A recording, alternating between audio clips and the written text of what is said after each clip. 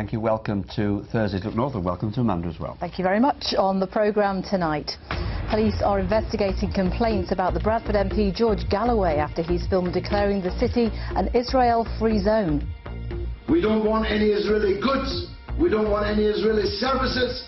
We don't want any Israeli academics coming to the university or the college. We don't even want any Israeli tourists. We'll be getting reaction from Bradford's Jewish community. Tonight, also on the programme, grieving families in Dewsbury are left to pick out personal belongings from rubbish bags after they've cleared from gravestones. I've got some great news about Pontefract Castle. They've been awarded more than £3 million, which means many inaccessible parts up until now will soon be opened up to the public. And as you can see from this picture taken in the Dales today, it has been fine with plenty of sunshine. More unsettled weather though to come through tomorrow. I'll be back later in the programme with all the details.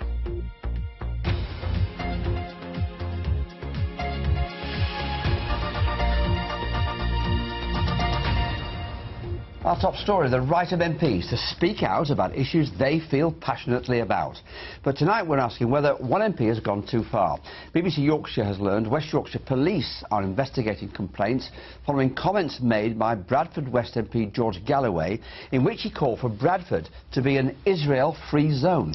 Yes, footage on YouTube shows the MP speaking at a packed meeting of Respect activists over the weekend.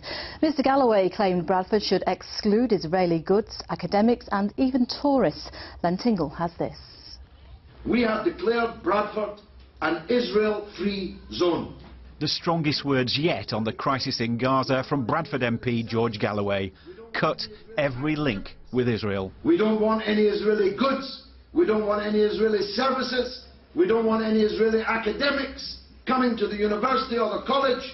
We don't even want any Israeli tourists to come to Bradford, even if any of them had thought of doing so.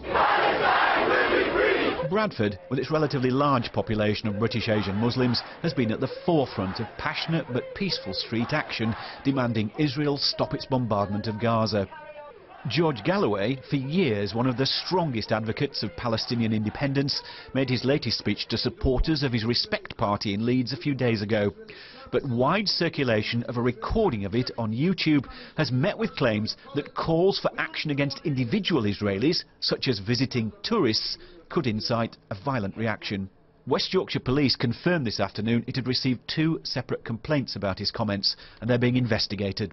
George Galloway himself was unavailable for interview, but in a statement his office said there were already spontaneous protests taking place against supermarkets and companies. And the call for trade and sporting sanctions against Israel isn't confined to George Galloway or Respect. David Ward, the Bradford Liberal Democrat MP, whose online petition calling for peace topped 75,000 signatures today, said he wants the government to declare a national boycott. Len Tingle, BBC Look North, Bradford.